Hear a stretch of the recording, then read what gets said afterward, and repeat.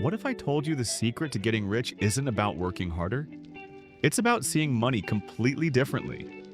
Most people believe wealth starts with a higher paycheck, a raise, a side hustle, but true wealth doesn't begin when your income increases. It begins when your thinking shifts. It starts when you stop asking, can I afford this? And start asking, is this making me richer or poorer?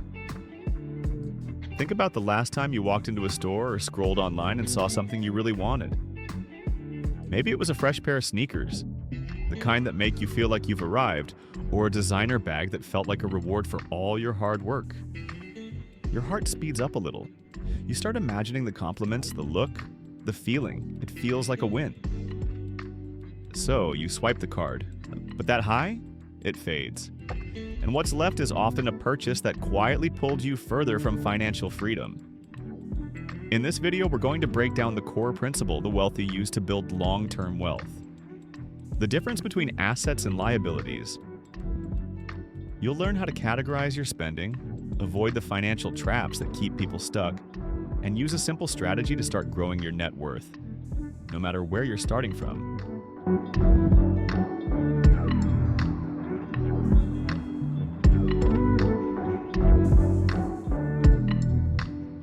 Welcome back to Smart Money MVP, where we break down money stuff in a way that actually makes sense. If you're new here, hit that subscribe button so you don't miss future videos to help you take control of your finances, one smart move at a time. Here's the mindset shift that separates the wealthy from everyone else. Wealthy individuals approach spending through a strategic lens, categorizing purchases as either an asset or a liability. Assets put money in your pocket. Liabilities take money out.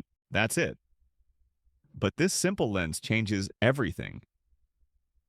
Assets include things like stocks, ETFs, or index funds. Real estate that generates income. A business you own. Royalties or intellectual property. Cash flowing side hustles. Retirement accounts like a 401k or Roth IRA.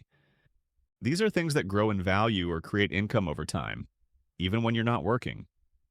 Liabilities, on the other hand, are things like credit card balances, car loans, student loans, monthly subscriptions you forgot about, high-interest debt, even that new phone on a payment plan. The wealthy filter financial decisions through one core question: is this going to pay me or cost me? They don't just ask, can I afford it? They ask, will it make me wealthier? And this lens doesn't just apply to big purchases, it applies to everything, from a $5 daily coffee to a $50,000 car. The habit is the same. Imagine this, yet you decide to buy a $72,000 car. Most people don't pay that in cash, like they finance it. So let's say you pay a small down payment and end up with a car loan around $65,000. At a 6.5% interest rate on a 5-year loan, that's a monthly car payment of about $1,270. And that's before you even factor in insurance, gas, maintenance, or registration. Let's pause right there. Ask yourself, is this an asset or a liability? The car loses value every year. You're locked into over $1,200 a month. Money leaving your account no matter what. After 5 years, the car might be worth just $30,000, and you've paid out more than $76,000 in loan payments alone. That's not building wealth. That's draining it. Now let's flip the script. What if you took that same $1,270 a month and invested it into an index fund like the S&P 500 instead? Historically, the S&P 500 has returned around 10% annually.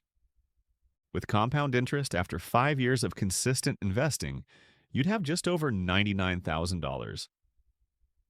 Same monthly payment, two totally different outcomes. One is a liability, the other a wealth-building asset. Here's what really separates the wealthy. They don't just spend money, they assign it a job. Every dollar has a purpose, and that purpose is to create more freedom, more income, or more value over time. They don't ask, what do I want right now? They ask, what will this do for me 5 years from now? That's why wealthy people don't rush to upgrade their lifestyle. They're not buying things to look successful, they're buying things that make them successful. They ask, will this purchase grow in value? Will it increase my cash flow? Will it move me closer to financial independence? That's why they invest in assets first and only buy liabilities once those assets are covering the cost. It's not about being cheap, it's about being intentional. Anyone can blow through money. It takes strategy to turn money into more money. And when that mindset clicks, you start seeing everything differently. The shopping cart, the subscriptions, even your time.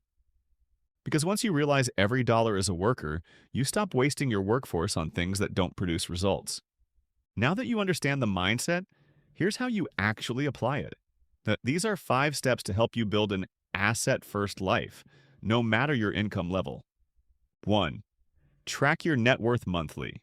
Start with clarity. List out what you own, assets, and what you owe, liabilities. You can use a spreadsheet or a free app. Your net worth is your financial scorecard, and what you measure, you can improve. 2. Categorize your purchases before you make them. Ask yourself one simple question. Will this put money into my pocket or take it out? Even small choices matter. Coffee habits, subscriptions, gadgets. It all adds up. 3. Aim for a 3-to-1 ratio. For every one liability you take on, aim to own at least 3 solid assets. That ratio helps you build long-term financial leverage, not lifestyle debt. 4. Automate your investments. Even if it's just $100 a month, set up automatic contributions to a Roth IRA, index fund, or brokerage account. Treat it like a bill you must pay, except this bill pays you later. 5. Guard against lifestyle creep. This is one of the biggest reasons people stay stuck financially, even when they earn more. Here's how it works. You get a raise, a bonus, or start making more money, and instead of using that extra income to invest or build assets, your spending rises to match it. A better car, a nicer apartment, new wardrobe, more dinners out. But wealthy individuals do the opposite. They don't let their expenses rise just because their income does. They hold their lifestyle steady and use the extra income to build. That gap between what you make and what you spend is your wealth building engine. So the next time you earn more, don't upgrade your lifestyle right away. Instead, upgrade your asset column. Buy income. Buy freedom. Let your money start working before you do. At the end of the day, every dollar you earn is a choice. Build wealth or buy distractions. The wealthy build wealth by prioritizing assets over liabilities. They think long-term, invest intentionally, and delay gratification to buy freedom. Not just stuff. Now you have the same mindset and strategy to start doing the same. If you found this helpful, hit the like button. Subscribe for more simple, smart money tips.